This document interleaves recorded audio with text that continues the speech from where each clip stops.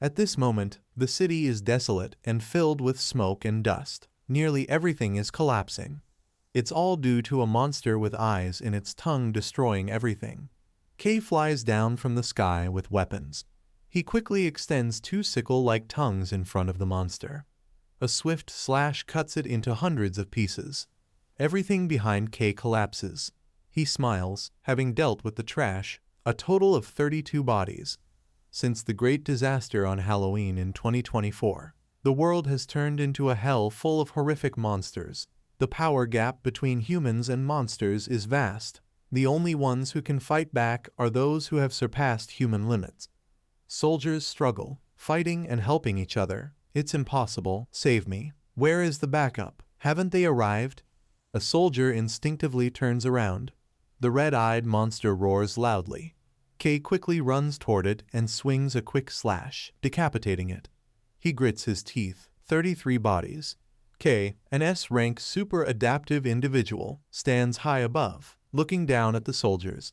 Kay looks around at the smoke and dust. So far, everything is under control, but no one told me there were still monsters of that level. The data and reality are totally different. Kay touches his neck uncomfortably. You said there were only 33 left, right? Are you lying to me? A cold voice rings out. I told you to call me master. Lai smirks proudly. I wasn't the one directly in battle. Errors in the information are natural. Someone shouts a warning. Captain, be careful. There's one more over there. Kay is surprised. Oh my god. He quickly turns around. It's a huge, multi-eyed monster. Kay stares, horrified. Damn it. It quickly slashes across his neck, painfully. Lai speaks self-satisfied. Oh, you're dead. Kay dreams for a few seconds in his final moments, his body unable to move. The words about the organization's dogs having no freedom seem true. He painfully senses, damn it, just one more day would be enough. I wish I could live freely. He opens his eyes, two pig-shaped toys spinning in front of him. Kay shocked. What the hell is this? I should have been killed by the monster. Wait, is this my hand? Kay looks at his small body. Don't tell me. I've turned into a baby. Suddenly, a woman enters the room. Kay looks at her figure anxiously. Who is it? Could it be someone from the organization? Her hand quickly grabs Kay. Yingyu kindly touches him. IG-chan, are you awake? Mama's here. Kay confusedly asks, huh? He looks at Yingyu. What's going on? She happily does the housework while humming a tune. Kay looks around. The TV is still on. He hears people passing by outside. No signs of monsters. Could it be that I've been reincarnated into a timeline where the great disaster never happened? If that's the case, then the organization doesn't exist either. He forces a smile, meaning, I'm free now. The Lord of Fate didn't abandon me. I will remember this new beginning. Wait. Kay freezes, looking at the calendar. 2020. This is before the great disaster happened. Impossible. How could this be? With this body, I can't do anything. He jumps up. No, I'm Kay-sama. Nothing is impossible. Kay quickly tries to stand up, then falls back onto the bed. Damn it. I'm still at the stage where I can't even stand up properly. Kay touches his throat. Ah, my throat hurts. I can't speak. In this state, I can't do anything, and every second is precious. He looks anxiously at Yingyu. Should I rely on the woman considered my mother in this life? No, not rely on, but use. She must at least have some useful skill. Maybe she's good with her hands. Kay just finishes his thought when Yingyu drops something on her head. Or at least be quick. She looks flustered, not knowing anything. If she can cook, that would be great. Yingyu immediately burns the pan and causes a fire. No, the house is about to burn down. He tiredly mutters, she's really useless. She struggles and brings a bottle of milk. Don't worry, I'll make milk for you now. Kay worries. It feels like the apocalypse is coming. The road ahead is going to be tough.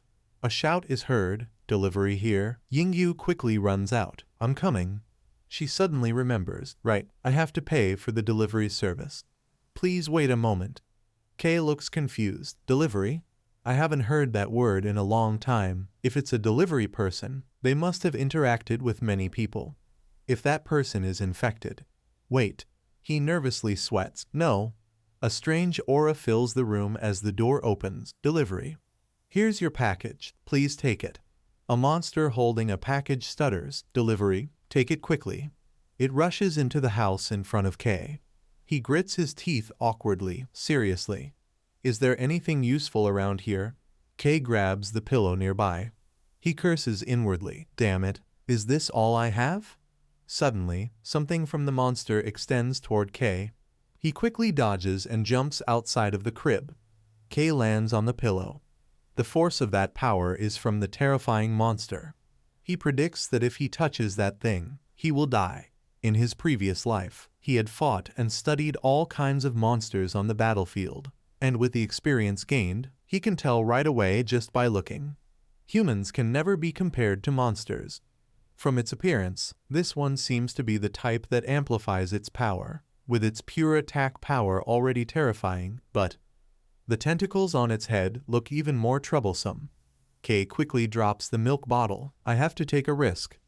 This type is strong but slow to react. If I exploit that weakness, I can deflect the attack. He watches as the monster flies out the window. In the end, I never thought I would one day thank the brutal battles of the past. Suddenly, Kay's tail extends behind him and quickly chases after the monster. It grabs a golden stone from the monster. He looks at the tail, surprised. Is it eating? Kay awkwardly grabs his weapon. He opens his eyes wide, remembering, this is my power from my previous life. The tail technique. Why do I have the skills from my past life? And besides, I was born 3 years after the Great Disaster, and that event is still 4 years away. I don't understand what's happening. But lucky for me, the tail technique can absorb monster cores and turn their abilities into mine. Kay playfully looks at his tail. Let's try it. He quickly launches an attack through the baby crib. The earlier the adaptive individuals awaken, the higher their ability. In his previous life, he awakened at 7 and reached this rank, but this time, I might even reach the legendary SSS rank. Kay smugly thinks, my time has come. He leisurely crawls away. Now that I know this, there's no reason for me to stay here. Goodbye. Kay is surprised. What? I can't move. The baby crib's leg flies off, revealing a screw. He glances at it. This is bad. Yingyu runs over in fear. IG-chan. Kay lowers his face to the ground. He recalls Lai's figure. Who would have thought I'd be eating dog food to survive? Truly, the loyal dog of the organization. Kay grits his teeth. Damn it, I'm not a dog. He opens his eyes tiredly. It seems I lost consciousness. Was it my mother who saved me? Kay looks back at the tail. But why did I lose consciousness? Was it too much power for this body to handle? Based on my senses, I could probably only last about 30 seconds. Damn it, I need to be stronger. Suddenly, Kay realizes. He hears Yingyu crying. What's going on? Is she crying? There's a pile of sticky notes and paper. Precious treasures. Is it just for me? Kay sees the bruise on her shoulder. Did she get that from protecting me? My mother in my past life was the kind of person who would have sold me out to the organization. He touches Yingyu's back. She notices. Yingyu immediately turns and hugs Kay. He glances at her. But this time is different. I'll stay here a little longer. But time is running out. This world will definitely change completely within a week. The next monster? It will surely appear nearby soon. A sea blue slime oozes onto the ground, eerie and unnatural. Kay closes his eyes to think, I need to calm down and plan ahead. Suddenly, Yingyu speaks up. IG-chan, guess what this is? She smiles happily. The boy looks on anxiously. Yingyu opens the cage. Ta-da, it's a dog. Kay looks at her confused, unable to speak. Yingyu explains, we got this from the neighbor. How does it look?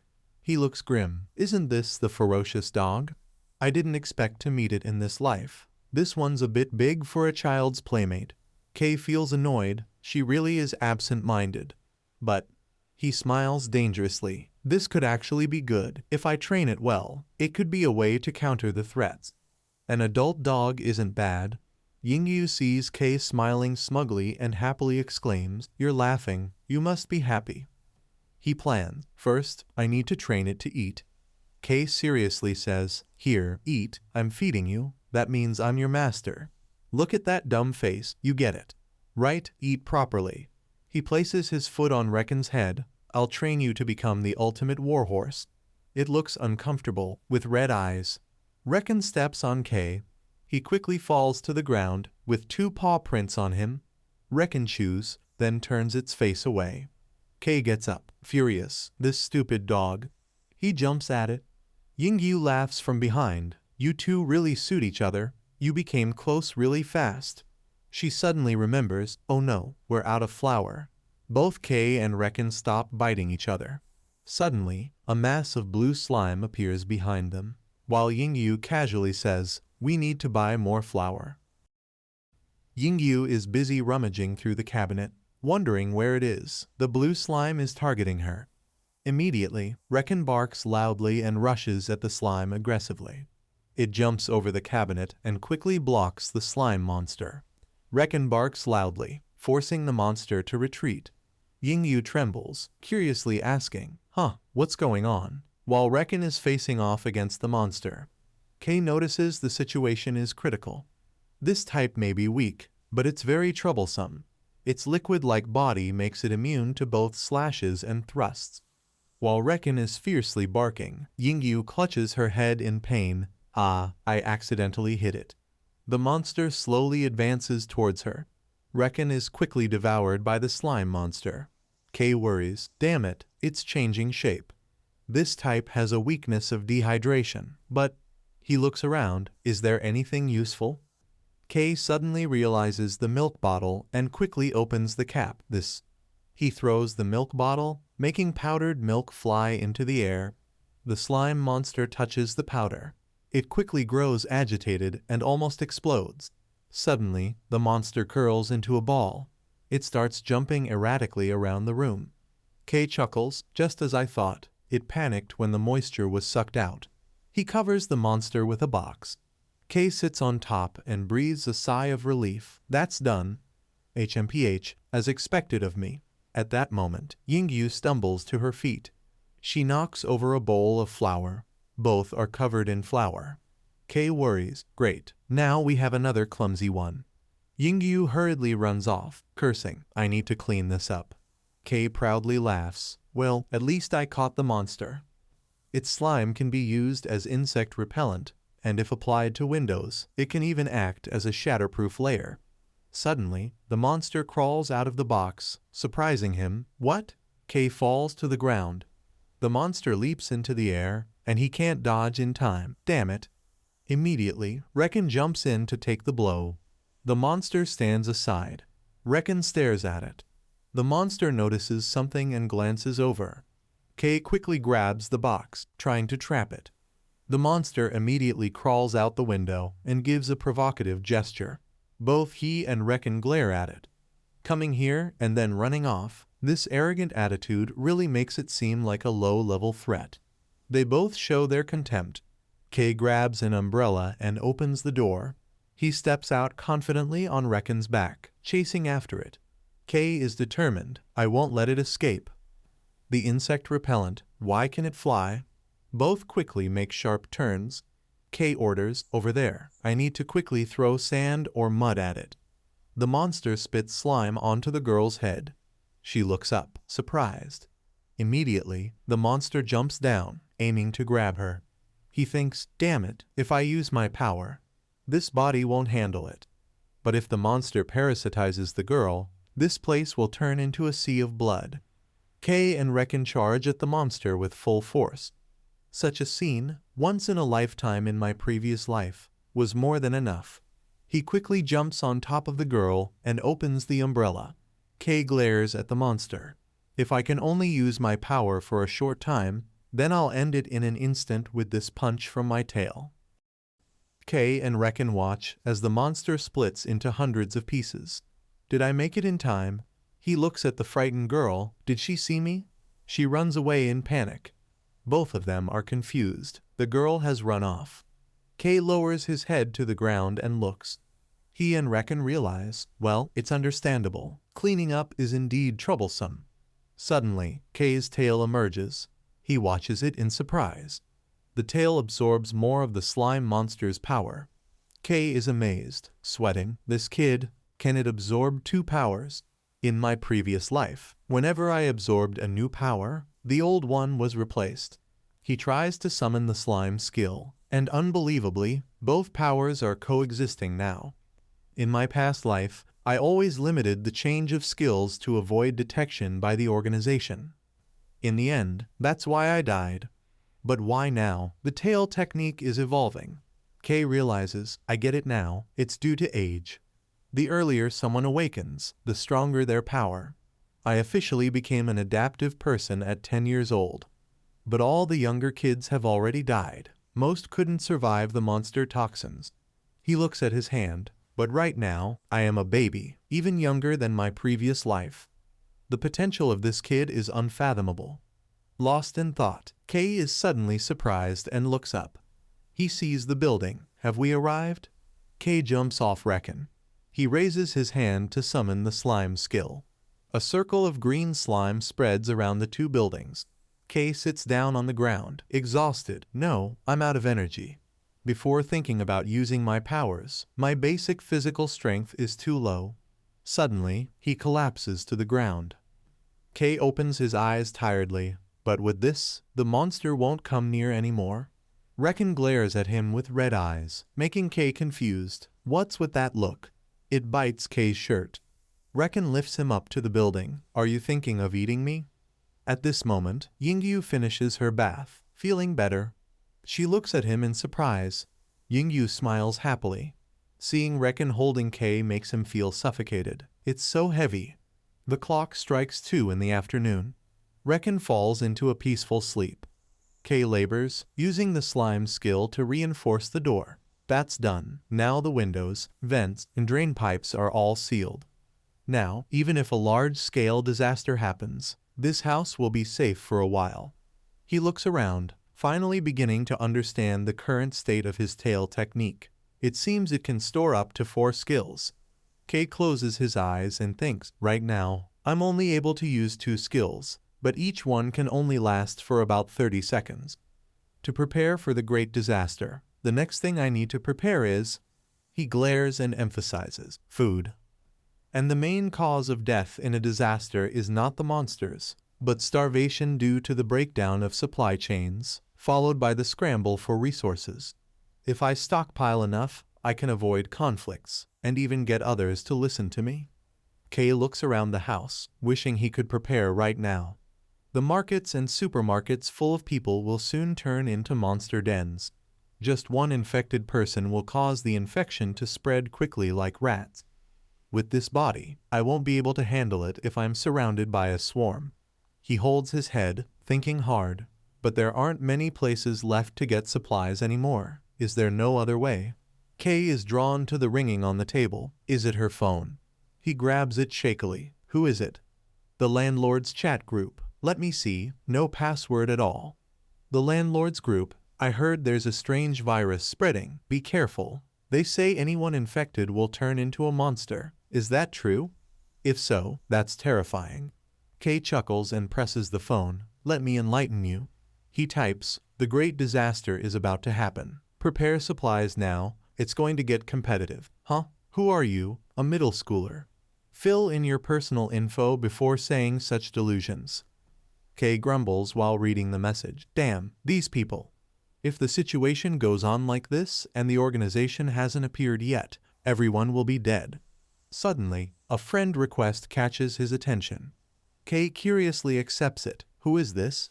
He reads the account name, Hot. That name sounds familiar, and the message arrives immediately. You're looking for supplies, right? I want to trade with you. K starts to remember. Could it be Hot from the organization? At a place full of computer networks, Hot happily fiddles with her phone. She laughs wickedly at the screen. Looks like something interesting is about to happen. Hot happily wiggles her legs. She reads the message aloud in a mocking tone. Tell me the plan first. Huh, so troublesome. She immediately sends the message. Here are my terms. I'll give you all the supplies you need. Food, water, armor, anything. I have it all here. Hot laughs disdainfully. But the information isn't free. I'll sell it for 100 million yen. But you're lucky. Transporting the supplies is troublesome for me too. She sets her conditions. If you promise to give me 20% of the goods, I'll provide the information. What do you think? Kay reads the message. This tone. Asking for 100 million yen. Childish pricing. Can't be mistaken. It's that hot girl. He continues reading. Based on what should I trust you? Hot challenges. Want to confirm with your own eyes? Kay replies calmly. What if I don't accept your deal? Hot smirks. Oh, planning to make me your enemy? I just want to cooperate. He sighs. Then where's the location? Hot casually replies. I left the information in the mailbox, at the apartment you're living in. Kay analyzes the situation. The organization hasn't formed yet, and Hot isn't the leader. But she is skilled at manipulating information and people, extremely dangerous. Once she targets you, she will use all kinds of tricks to extract what she wants. He laughs cynically. Cooperate, huh? Information is just bait to lure me in. This time, I'll be the one to mess up this game. The sky turns yellow with the evening. The clock strikes 5 p.m. Kay thinks, did I sleep for about 2 hours? His stamina should be restored by now. It's time to get the information. He carefully climbs the stairs, avoiding the elevator with surveillance cameras. With this body, I can't climb the stairs, Kay thinks. He looks at Reckon, fast asleep. Then, Kay approaches it. He grabs Reckon's tail. Hey, wake up. Reckon opens its eyes, annoyed. It quickly flicks its tail into Kay's face and falls back asleep. Kay grits his teeth. This dog, I thought I had trained it already. Wait, hold on, Kay thinks. He looks at the food jar. What if I tempt it with some food? He stands in front of Reckon and presents a piece of food. Reckon sniffs it and happily wakes up, wagging its tail. It's just a dog, so convenient. The two leave the house confidently, quickly, before she wakes up. Kay looks at the mailbox. Here it is. Suddenly, he notices a camera overhead, realizing there's a camera here too. That hot girl is trying to identify me through the camera. If I reveal myself, the information will be sold immediately. But she only targets people she knows. Kay smiles confidently. Then, I just need to mislead her. He scans the surroundings, closing his eyes. Aside from the building's security cameras, there's 1, 2, 3 hidden cameras she planted. Kay grins. She thinks she can find my face with these. Meanwhile, Hot is enjoying herself, singing cheerfully. Now, who will be the prey this time? She's surprised as she opens the phone screen. Kay messages, I've got the information. Hot yells, what? She looks at the surveillance screen.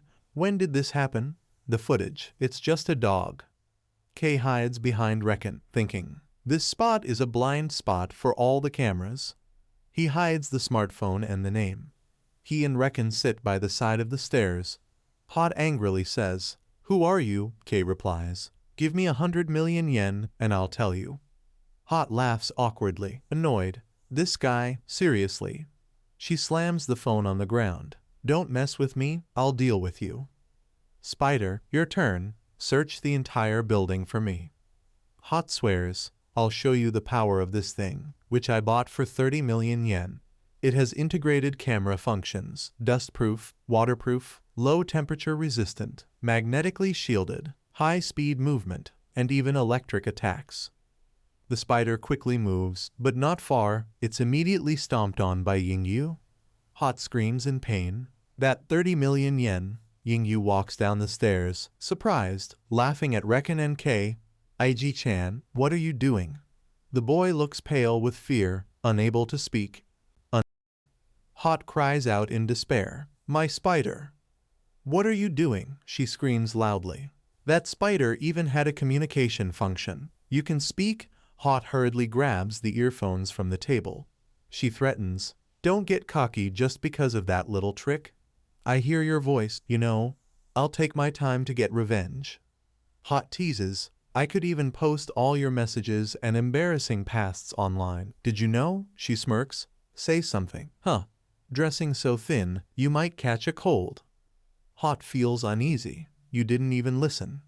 Damn it, she mutters, frustrated that she can't figure out who this person is. Who are you, really? Yingyu advises. Really, IG-chan, it's dangerous here, don't you know? The robot is shattered. The input and output can still be used, but 46% is unfeasible. I'll give you the information for free, and take the supplies too, she thinks to herself. Has she surrendered already? Why so easy? Yingyu stands on the balcony, looking down. Kei sighs. That girl thought the stray dog opened the door by itself, while I figured it out, and she thinks I just sleepwalked out.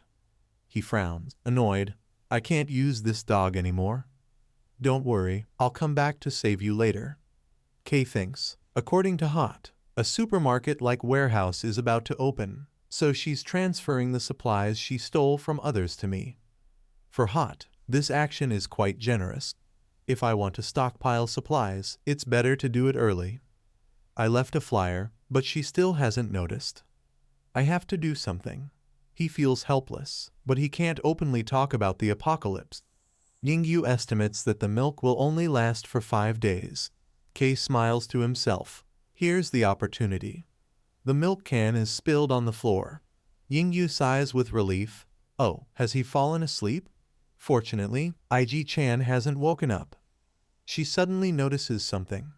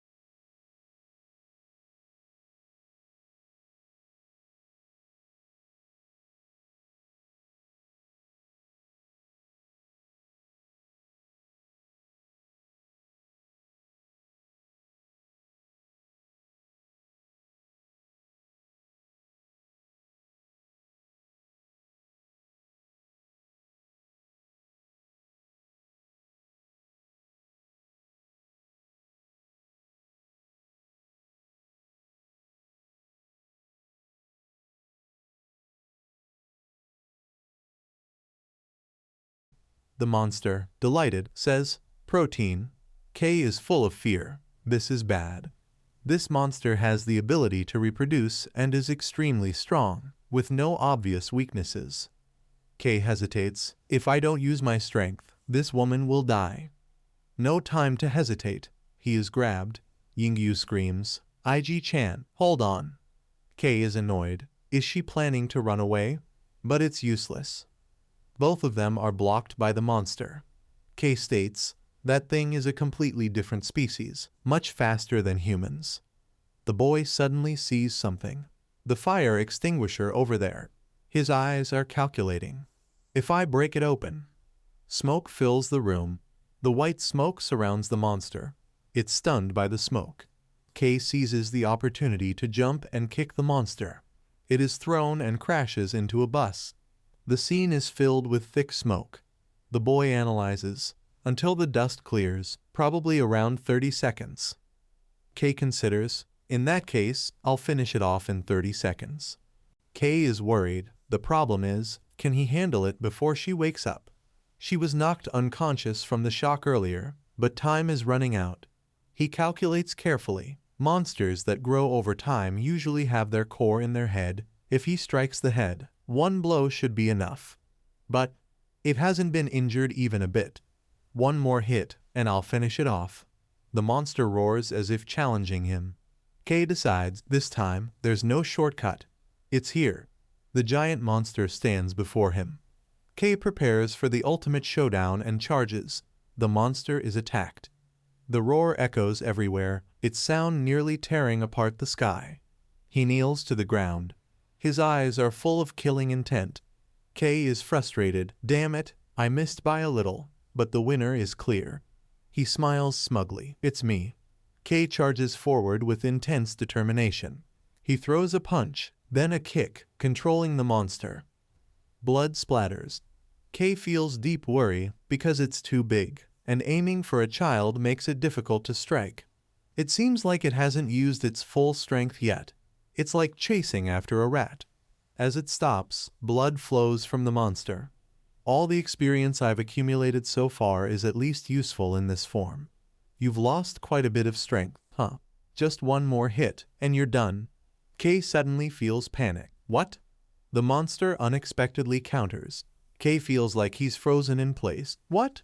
He grits his teeth. Damn it. Kay is uneasy. If it attacks like that, I can't get close. Can I ambush it? But there's no way to mislead it, and time is running out. There's no choice but to retreat. Yingyu screams in panic. IG-chan, he opens his mouth in surprise. Has she woken up? Yingyu is disoriented. Where is this? She's shocked. She stands frozen. Yingyu feels hopeless. No way. She rummages through her jacket pocket. Kay is shocked. What do you think you're doing? You can't fight that thing. She starts adjusting her posture. Yingyu screams, "Give the boy back, now." In her hand is an electric gun. He's stunned. An electric gun. Kay feels helpless. Well, that should be enough to mislead it. Now's the time. A stream of hidden weapons appears. She screams loudly as she's struck back unexpectedly. Yingyu falls unconscious to the ground. Kay's blood boils. It's time to clean up this trash. The monster stands, seemingly challenging him. The scene is painted in a bright red of blood. The monster collapses in a pool of its own blood. Yingyu is slowly coming to, opening her eyes. Kay feels a deep pang. Without her, I would have been doomed.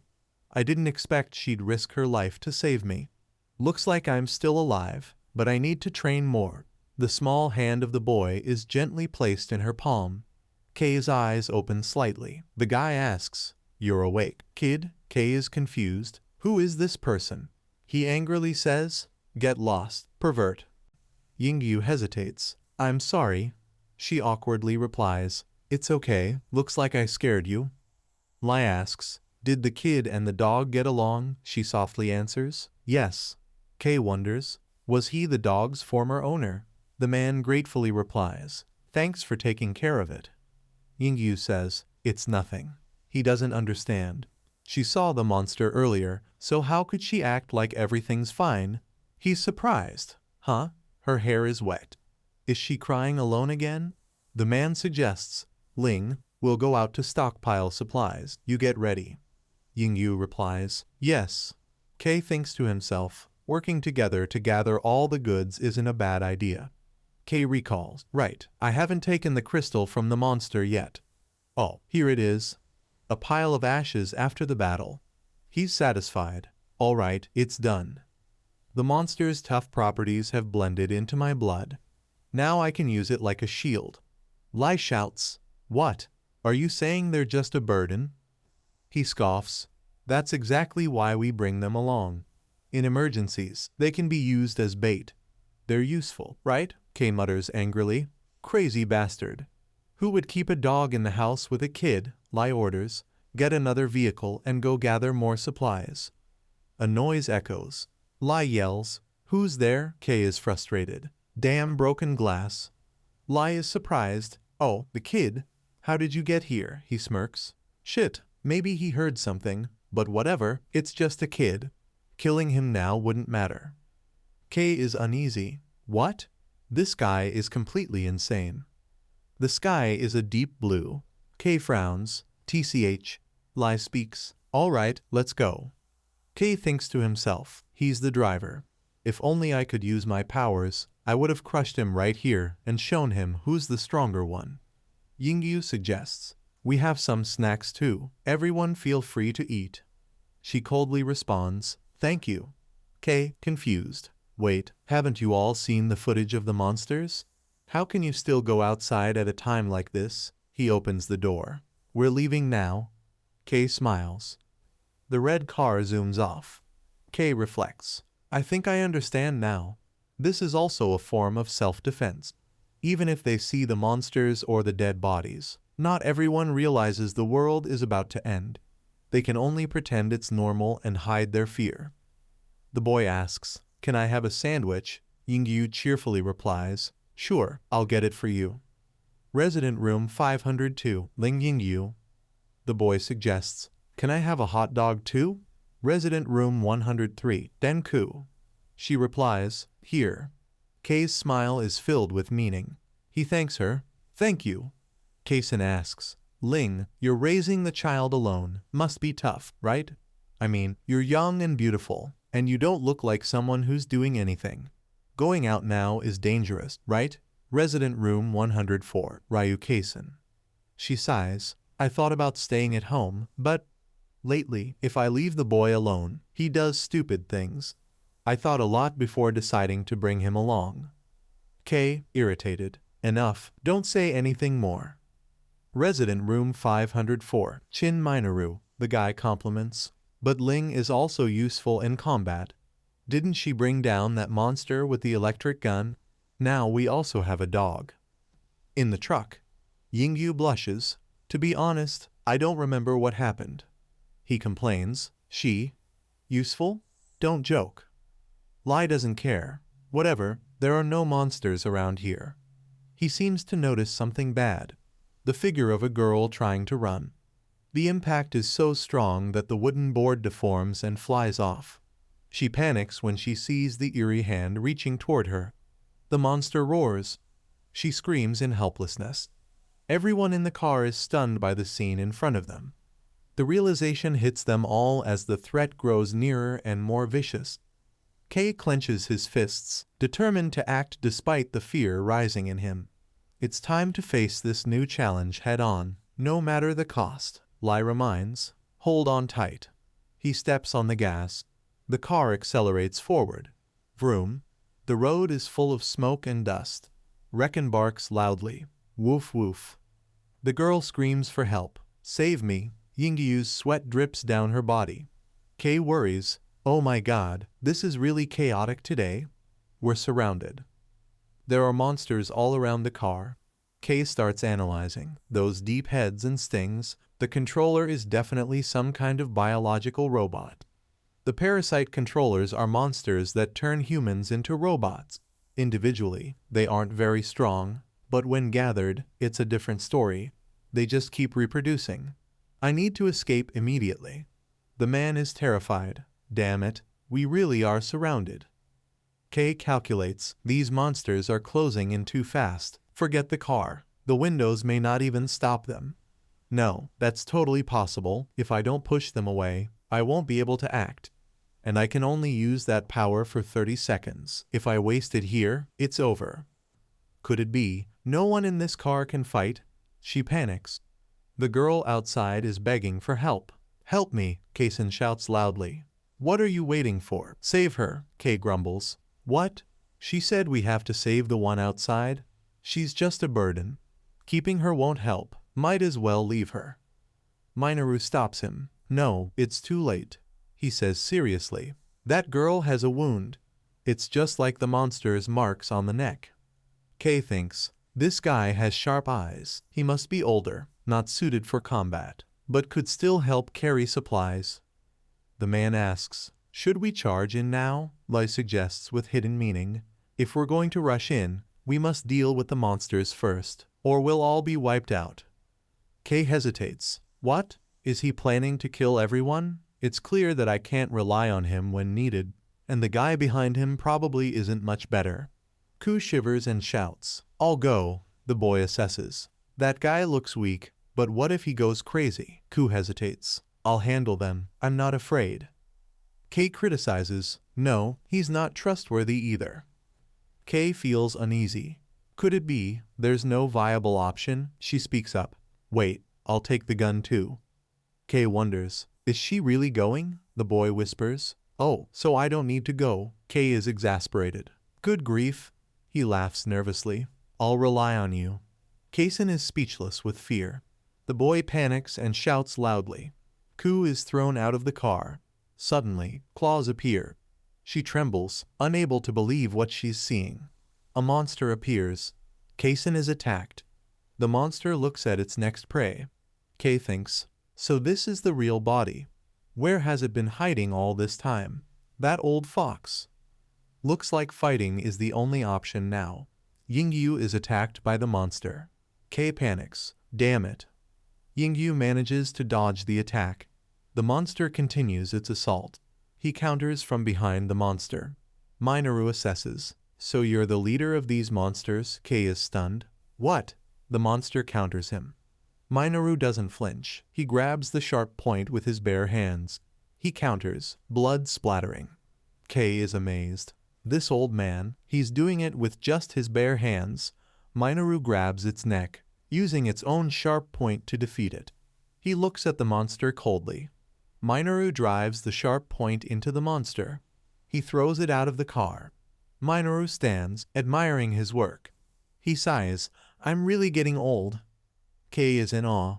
Wow, he's incredibly strong. Suddenly, Kei pauses. Wait, it's not over yet. Kei calculates, I don't know who this old man is, but just targeting the heart won't kill this insect controller. The monster is slowly standing up. He fears, damn it, if I can't talk, then the only way to communicate is through this. Kei screams in panic to signal. He's startled. What? Minoru dodges the sudden counterattack. The monster's sharp point plunges down into the car seat. Minoru thinks, when I was in the special forces, I saw something like this. An enemy that can't be killed just by stabbing into the heart. Kei is still doubtful. So he really was in the special forces? Minoru searches through his jacket pocket. HMPH. Suddenly, dust rises. Minoru swings his arm, blood soaking through. Just as I thought, you can't die. In this case, Minoru continues to attack. Blood sprays everywhere. Kei thinks, with his quick judgment and combat knowledge, I should have figured it out sooner. That old man is from the military. In my previous life, when I was a dog serving the organization, the military had already collapsed, but I'd heard rumors. After the government lost control, the military became the largest force resisting the monsters, and also the enemy of the organization. Among them, the special forces were the core of the army, and I've heard they possess special combat skills. Kei is thrilled. Now, we can head to the supermarket. The sky is a bright yellow. She suggests, maybe we should go back home. Minoru intervenes. If we go back now, something will definitely happen. Let's keep going first.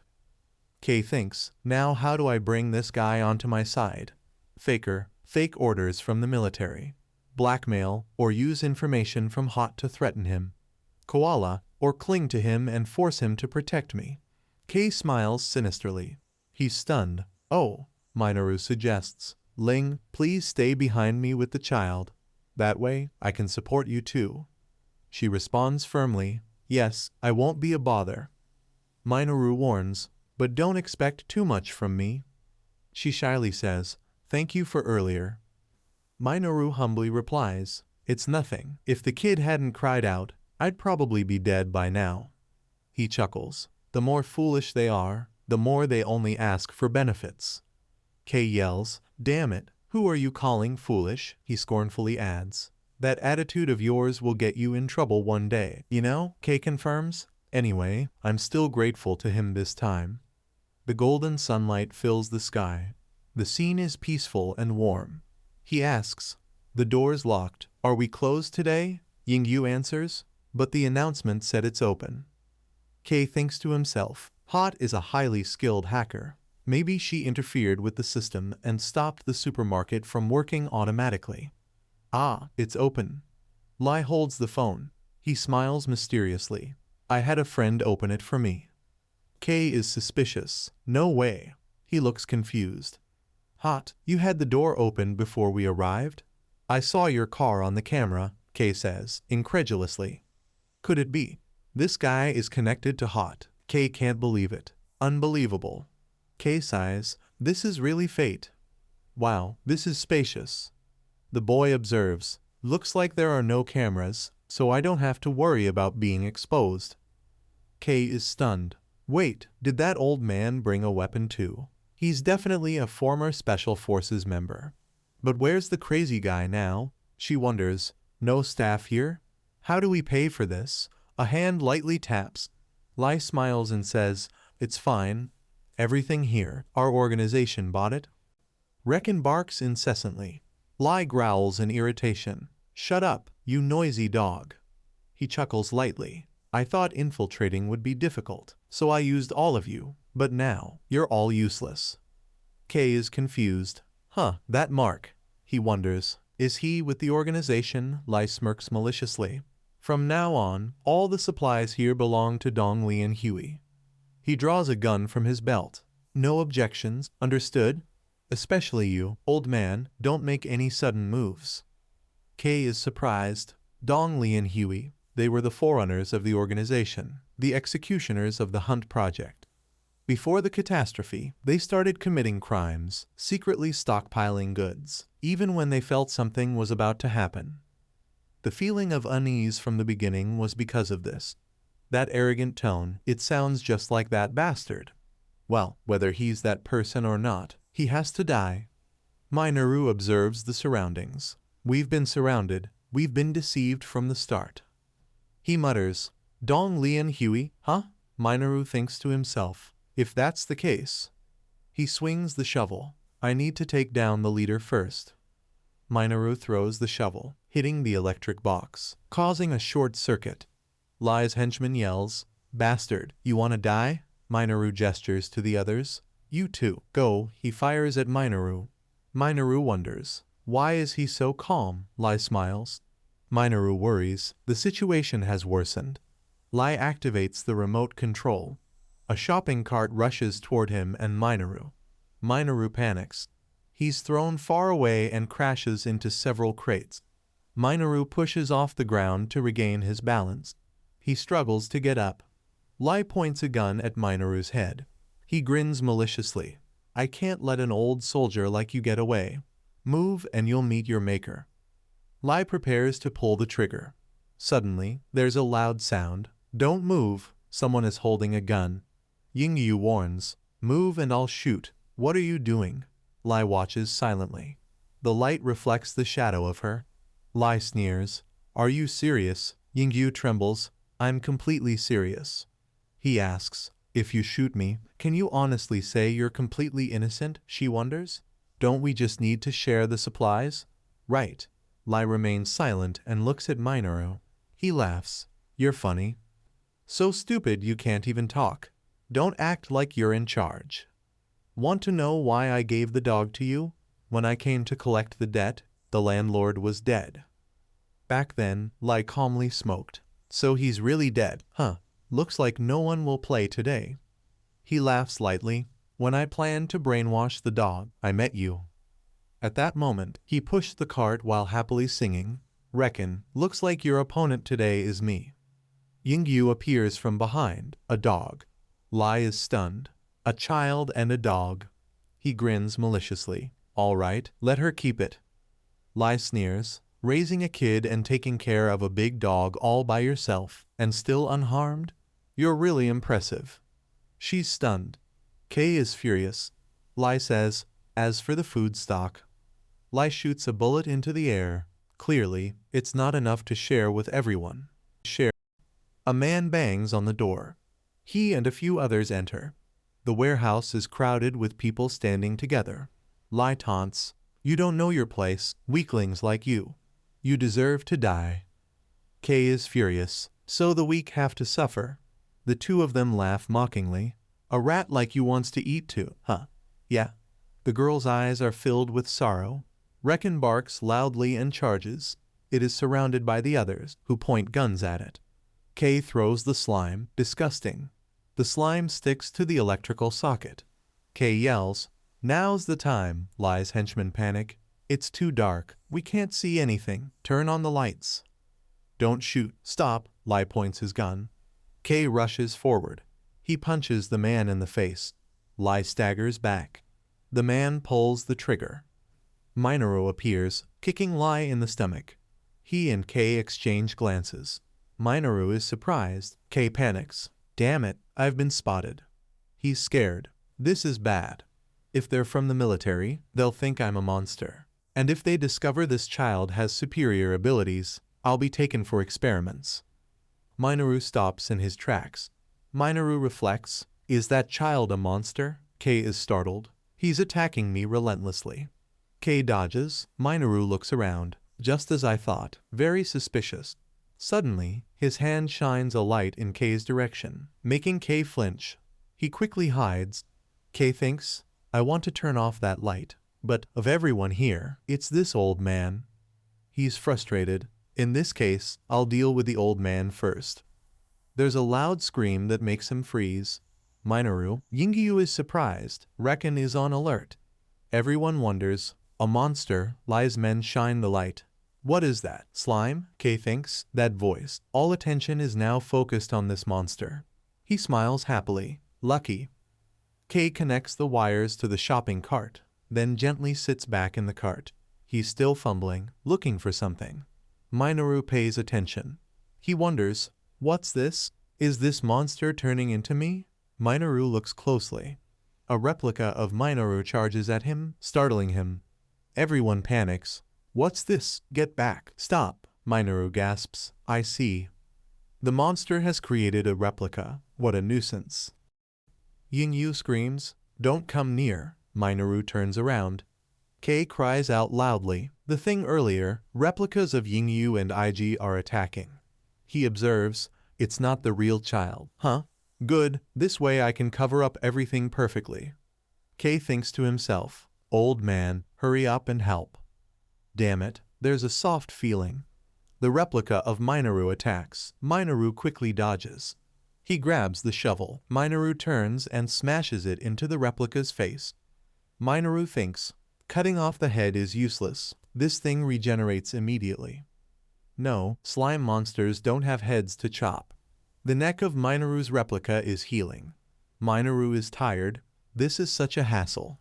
He throws the shovel on the floor. He pulls out a toolbox. Minoru says, this thing is a slime-type monster. He looks around. Its weakness is, don't get close.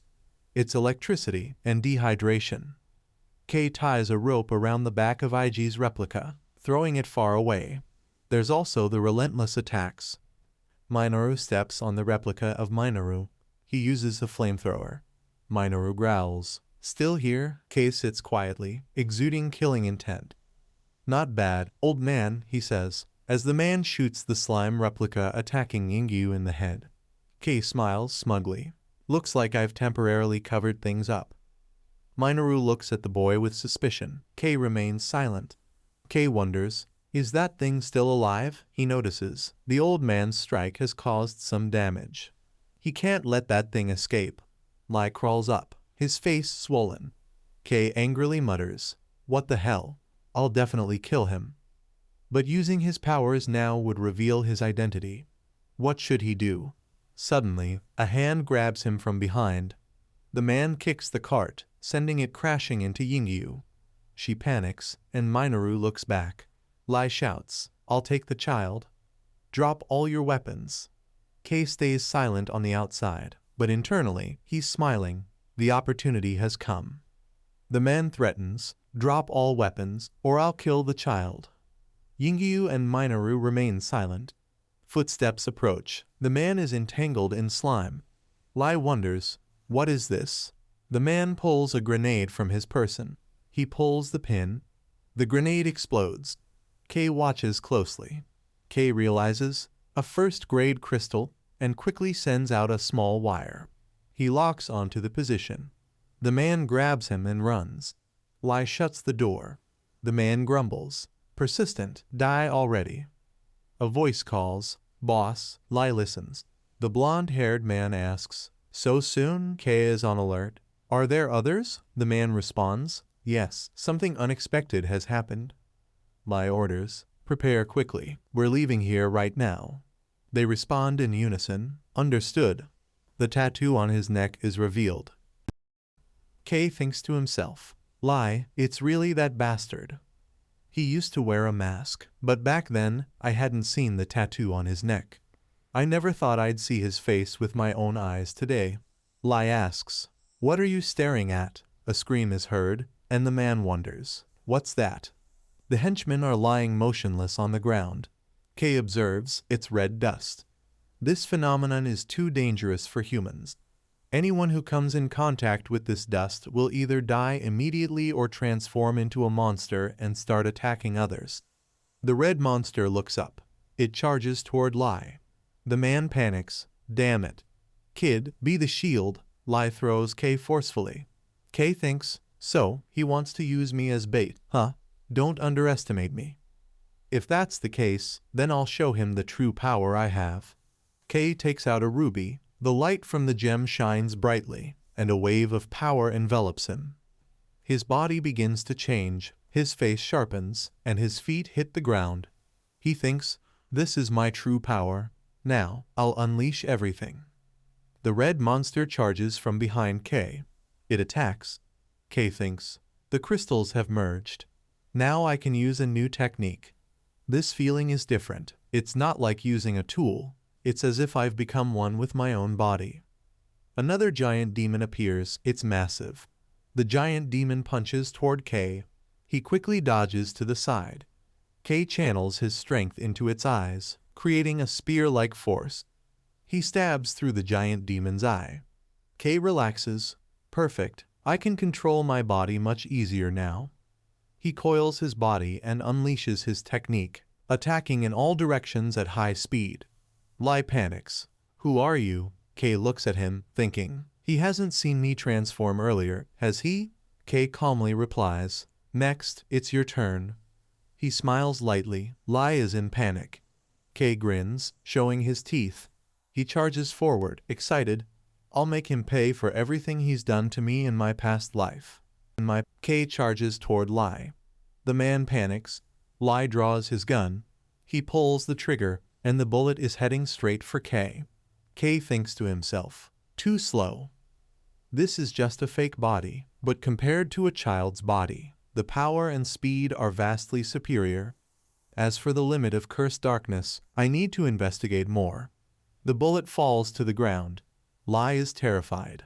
A monster! K grabs his head and throws Lai backwards, sending him crashing to the ground. Lai starts bleeding from his nose. K moves forward. K speaks. This is where it ends. Lai coughs violently. He struggles to get up, realizing that his story was true. K is shocked. Him? Lai taunts. Hey, kid, why pretend to be strong? Don't think this means you've won. He injects himself with something in his neck. The giant monster stirs. K is on alert. Right, the organization started researching this drug before the catastrophe. A drug that can create monsters while keeping their consciousness. Could it be? K is stunned. Huh, this monster. He's confused. Why this one? The monster roars loudly. It lunges its claws at K. K tries to dodge. Damn it. He leaps up and shoots out several ropes to hold the monster in place. He struggles. Too hard.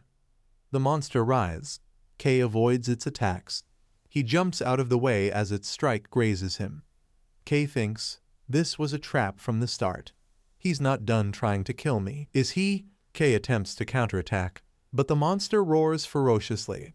It continues attacking him relentlessly. K jumps onto a power pole. He stands still, observing. But me from the past and me now are two entirely different people. I won't let myself be killed again. Suddenly, the monster is attacked. K is surprised. Who? He turns and sees Minoru, holding a gun and aiming to shoot. Minoru murmurs, is it the big-eyed monster? Minoru reloads. Perfect timing. I'll try out what I stole from Dong Li and Huey right here and make good use of it. He begins firing the next shot. The monster screams in agony. K wonders, the big-eyed monster? He remembers the tattoo on Lai's neck.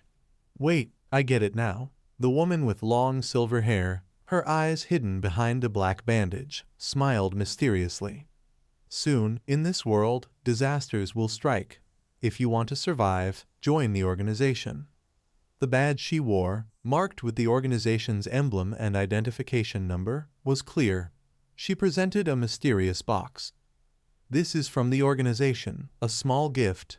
She further explained, to help you reveal your true nature, it's just a small talisman. Lai held a syringe containing red liquid. He stared at it with a confused mind, thinking, I don't want to listen to this nonsense, but what is my true nature? Do I really understand myself? After a series of internal struggles, Lai gripped the syringe tightly and decisively injected it into his neck. The liquid entered his body, and his expression remained determined. But after the injection, it seemed as though both his body and gaze had transformed into something filled with murderous intent. He thought to himself, I finally understand. I was born to exploit the weaknesses of others. Scene change, the scorching sunlight bathed the city. A young Lai, looking up with his small face, innocently spoke to a plump woman. Hey, your husband is cheating, right? The woman was taken aback. She immediately exploded in rage. What did you say? Stop talking nonsense. Lai pointed toward a man with blonde hair wearing a red shirt, talking on the phone. It's true, that man is your husband, right? Lai continued, mimicking the actions. He even said you look like a pig sleeping, like this. The woman gripped her purse tightly, fuming with anger. The woman was in immense pain, her voice trembling.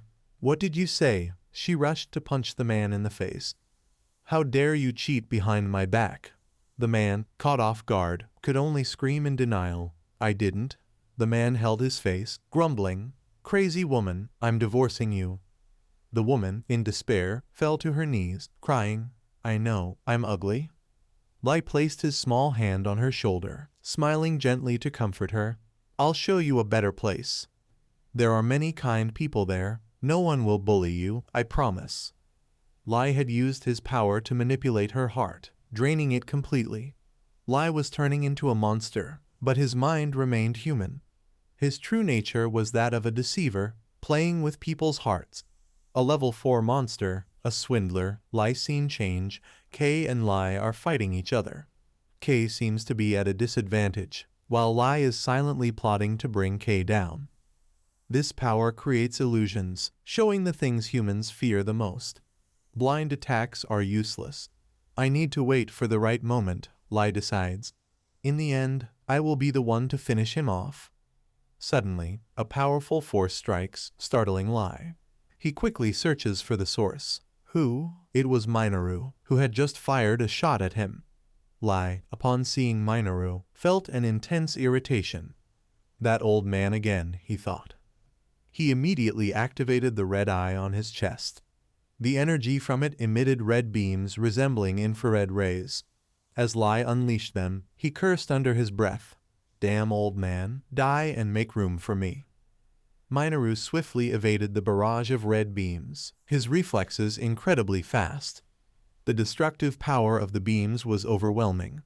Minoru quickly took cover behind a large wooden crate. He turned the gun around and placed it on top of the crate. Then, Minoru fired continuously. Each bullet he shot was aimed directly at Lai. Although the shots didn't cause significant harm, they were enough to obstruct Lai's attacks. Lai was frustrated. That annoying, persistent bastard. Once again, Lai decisively retaliated. Die, however, the red beams were directed at Minoru, and the area exploded in a cloud of smoke and dust. Lai panted, frustrated. My vision is unclear. He thought, wait, where is that guy? His red eye frantically searched for Minoru. As the smoke began to clear, the ground was covered in dirt and broken rocks. Suddenly, a sharp blade was pressed against Lai's neck, making him panic. It was K, who had positioned himself behind Lai, waiting. Found you, K said firmly. Lai couldn't believe what was happening. Damn it, he wondered. How did this guy escape the illusion? Lai had been slashed and was now clutching his throat in pain, the green liquid still lingering on K's sharp blade. K spoke. You're just a level 4 monster. K slowly stepped forward, disdain in his voice, a worm that deceives others. The mere thought of it made K feel disgusted. He raised his voice, nothing special at all.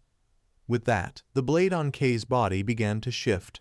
It elongated and shot towards Lai. The eye on Lai's chest reacted with horror. He immediately dodged the deadly strike. As Lai attempted to flee, the tendrils from K's body coiled around his leg, preventing him from escaping. These annoying tentacles, Lai growled in frustration. He retaliated, unleashing his energy for a counterattack, but Kay anticipated the move. So, you're trying to hypnotize me again, Kay thought, unaffected by the power. Lai, realizing the illusion wasn't working, was now panicking. Impossible, he screamed, launching all his red beams at Kay. Die, Kay smirked. Thanks to you, I remembered what it's like to face death. Kay gathered all his strength, channeling it into one massive blow. Lai, terrified, was unable to react in time. The attack was swift and powerful, too much for him to handle.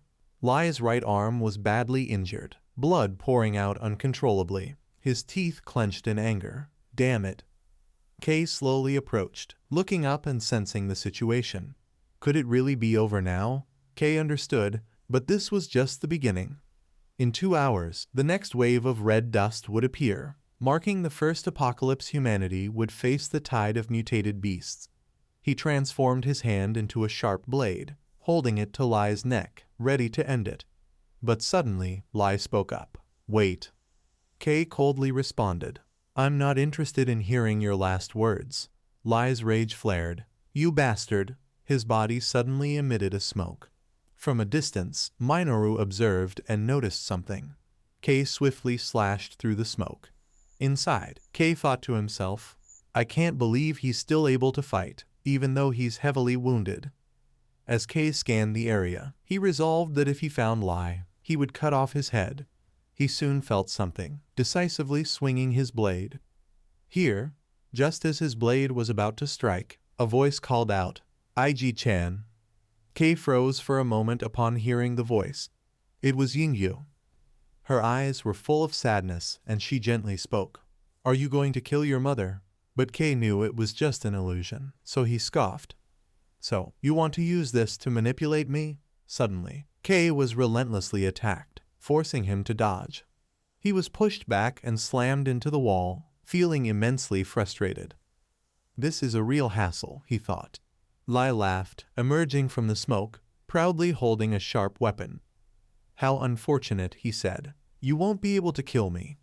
Kay understood immediately if he was pierced by that weapon. Lai confidently continued. Your heart will be mine to control. He read Kay's thoughts, saying, Oh, so you understand now. Your thoughts, your actions, everything is crystal clear in my eyes. Kay slashed at Lai again, but this time, Lai managed to block it. Lai smirked. Just one more hit, and you'll be done, right? Kay, caught in a disadvantageous position, gritted his teeth in anger. Damn it. He was powerless. The only hope was for the old man to act. At that very moment, Minoru saw an opportunity. As Lai was distracted, Minoru decisively fired a shot, but Lai tilted his head to dodge. Lai sneered. Oh, you plan to use the old man? Kay assessed the situation and thought. It's useless. A regular gun can't stand up against a level 4 monster. Lai laughed proudly. I can even see where the old man is hiding. He moved towards Minoru's hiding spot. I am the Lord, right? You're here, aren't you? But all Lai found was a shoe left as a decoy and a grenade. Lai shouted, The old man isn't here. The grenade had already been activated, and it exploded, catching Lai by surprise. The blast was powerful, and Lai screamed in pain, unable to dodge in time. Kay, being farther away, wasn't affected much, but he was surprised. A grenade? Lai, still reeling from the blast, clutched his head in pain. Kay, impressed, thought, as expected from the old man, fast reflexes. But then Kay paused. Wait, where's the old man? Minoru suddenly appeared, leaping into action and aiming his knife at Lai's head, who was still disoriented from the explosion. Minoru yelled, You bastard, and decisively swung his blade down. Lai, furious, fired red beams at Minoru. Kay stood tall, observing as Lai crumpled to the ground, his body writhing in pain. The once confident and manipulative figure now lay defeated, with agony flashing across his face. Despite the intense physical torment, it was the emotional blow that seemed to weigh heavier on Lai. Everything had come crashing down. Lai could hardly process the reality that he, the one who had played so many, was now the one to lose. Kay smirked, his gaze cold and calculating. I don't care what your future holds, he declared, his voice unwavering. It's clear now this time, you're the one who's been tricked. Kay's victory was absolute, and he felt no sympathy for the man who had so ruthlessly deceived others. The battle had been swift and final, a calculated outcome that Kay had anticipated. In the distance, Minoru remained a silent observer. His expression was neutral, not one of triumph, but of silent acknowledgement. The end of Lie was a necessary consequence of the web of lies he had woven. For Kay, this victory was simply another step in the journey. The defeat of a powerful adversary was significant, but he knew that it was not the end. Lie's demise was a lesson, a marker in a much larger war. There would be more battles, more challenges to face. Kay turned away, his resolve stronger than ever. He had completed his task, but the real war, the one that would shape his future, was only just beginning. Lie had his head chopped off by Kay, and he gradually returned to his original human form, with a face full of bewildered disbelief. What is this? In front of Lie, strange images appeared. What the hell am I seeing? A giant-eyed monster lifted him up. Lie trembled in fear. Back in reality, his head fell to the ground with a thud. Deep inside, Lie was screaming, trying to escape. That attack was fatal. I can't take it anymore. I need to get out of here quickly.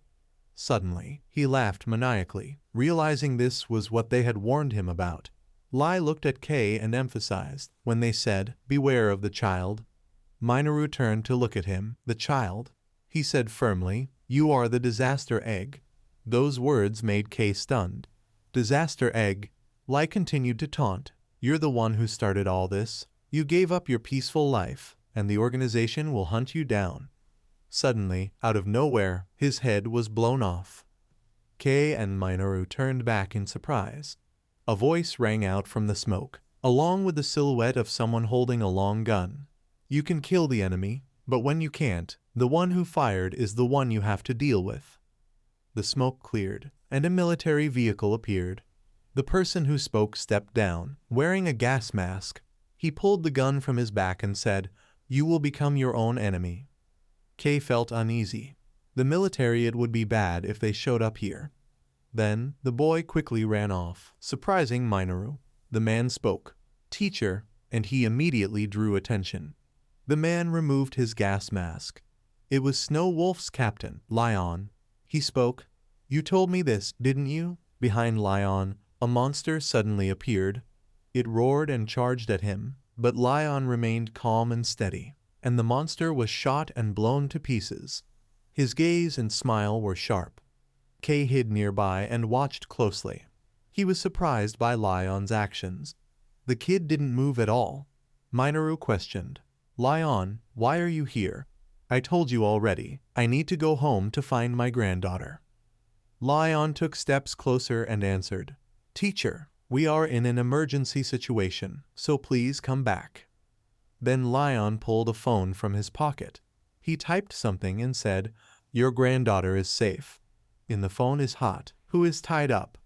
We are protecting her, and the military needs a leader to guide them."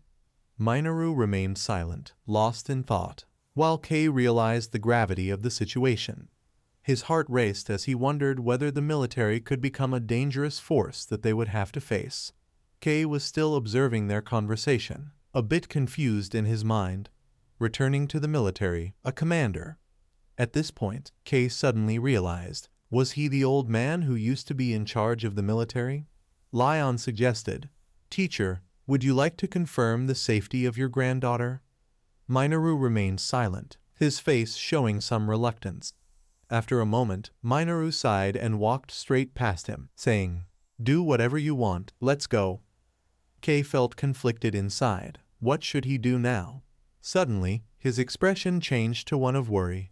Kay's body unexpectedly gave way, and he fell. He felt extremely frustrated. Damn it. Lion, hearing the noise, turned around. "Oh," he said, and decisively shot toward the crate next to Kay's hiding spot. Kay startled and panicked in fear. Lion approached, aiming his gun at Kay. Seeing the child on the ground, he was surprised. "Ah, it's a child." His face turned sly. "I think I just saw a monster around here." Was it you? Lion tightened his grip on the gun, showing no intention of backing down. Inside, Kay screamed, "Damn it, is he going to shoot me without checking?" The barrel of the gun was pressed to his cheek, and Kay's eyes were filled with panic and fear. Minoru stopped him. "Lion, wait," he said firmly. "I intentionally left this child here." Lion asked, "Oh, is that so?" Minoru sat down and held Kay in his arms, saying, "Good job, little one, you're such a good child." Seeing this, Lion relaxed and lowered his weapon.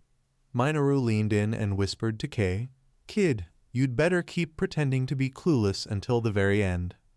Those words made Kay freeze for a moment. He then pretended to be a crying, whining child. Lion assessed, "You two really seem to get along well, huh, teacher?" He smiled at Kay. "Do you want to come with us?" Kay felt an indescribable sensation in the air around Lion. It felt strange. Wait a minute. Kay looked closely at him and felt like he had seen that face before. But he couldn't quite remember exactly where. It seemed like he had seen him in the organization. Kay was brought back with Minoru and Lion, and he secretly feared as he stared at him. This guy, if his memory wasn't wrong, was a key figure in the organization, codenamed Tank, a person with extremely troublesome abilities. He could control blood. Kay remembered that he could make the blood in the body explode to attack. He glanced at the child lying next to him. The child wasn't asleep. They were unconscious due to a lack of oxygen. Kay thought to himself, "What's going on? Did this guy just try to kill that child? I need to be cautious of him." Suddenly, Lion turned around, and Kay quickly reacted by closing his eyes and pretending to sleep.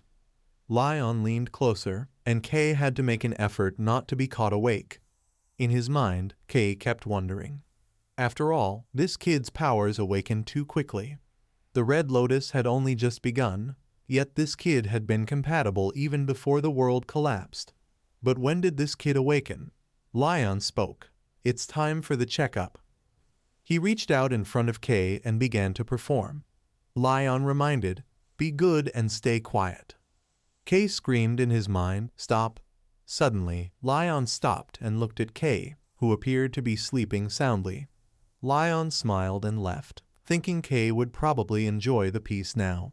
Once he left, everything was quiet. Kay cracked open one eye to check.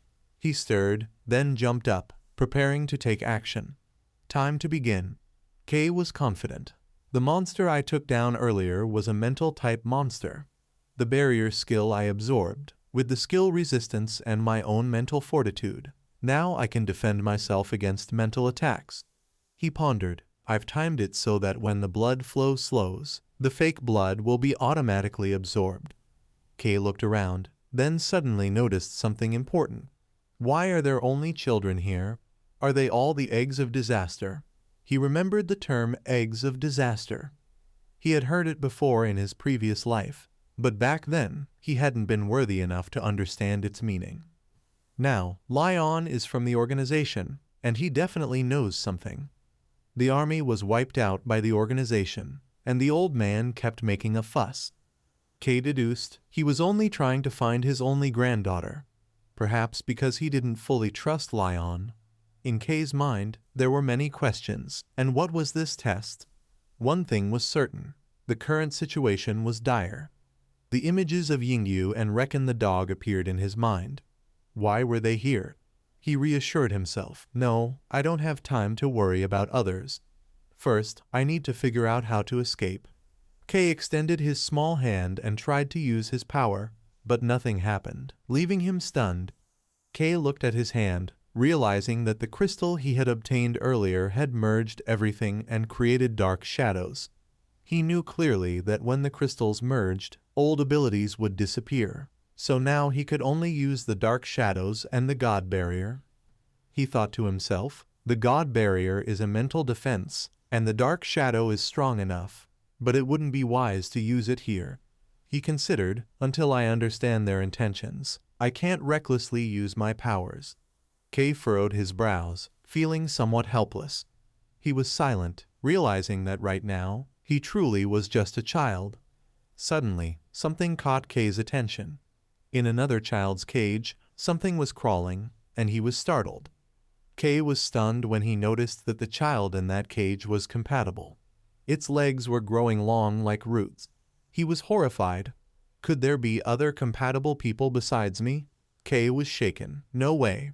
He looked at the other children, this one too, and this one too. Some had bodies radiating with electricity, others had no heads.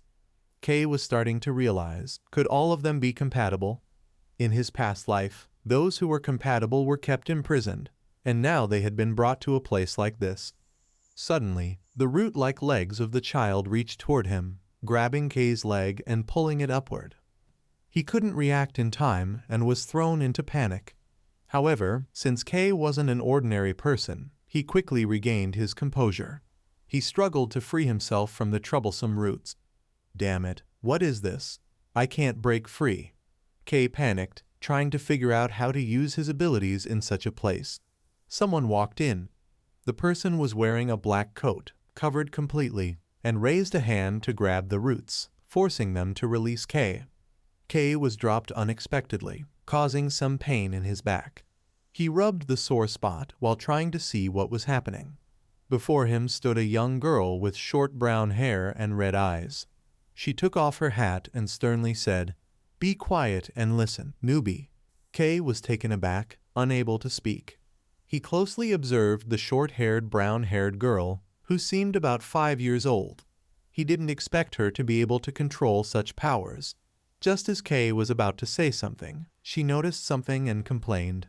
"Has it started already?" Without missing a beat, the girl ran off.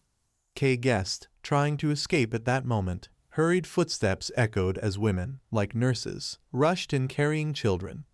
"It's the checkup. Get the kids out quickly." Kay quickly dropped to the floor, pretending to sleep. One nurse, startled, noticed him and asked, "Why is he lying on the floor?" She picked him up, and the other nurses swiftly carried the children out. What's going on? What do they plan to do with these kids? Kay wondered. The children were carried into a dark room, where only a light from above illuminated a shadowy figure watching them. Kay slowly opened his eyes. Where is this place? Are they going to make these kids fight to the death? He felt the presence of the organization. Slowly, Kay crawled up and looked around. His gaze landed on Lion, who was observing from above. Suddenly, a cry pierced the air. Kay turned to see a large, terrifying monster appear before a small child, making the child scream in fear. Kay understood, so that's it. In my past life, there were no children because they were all used as bait. Kay's attention shifted to the chains around the monster's legs. He realized that while the monsters were chained, it didn't mean they were safe, it was just temporary. The children, seeing the monster, began crying in fear. One child, scared, cried loudly. The short-haired girl quickly ran over and picked up the child, taking them away from the monster. She placed the child down on the ground and glanced up toward the light, her gaze meeting Lion's. Kay thought to himself, in this room, they were making these kids fight monsters. Were they trying to force them to awaken their abilities? He should have realized earlier when he saw these kids. This was the organization's hunting dog project. He was determined, after Lai. Next was you, Lion. Lion stood above, observing everything with excitement.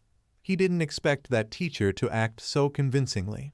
Don't disappoint me, got it. Lion then pressed a red button and said, let's start. As soon as he finished speaking, a series of iron chains that were restraining the monster fell off. The monster immediately charged in a frenzy.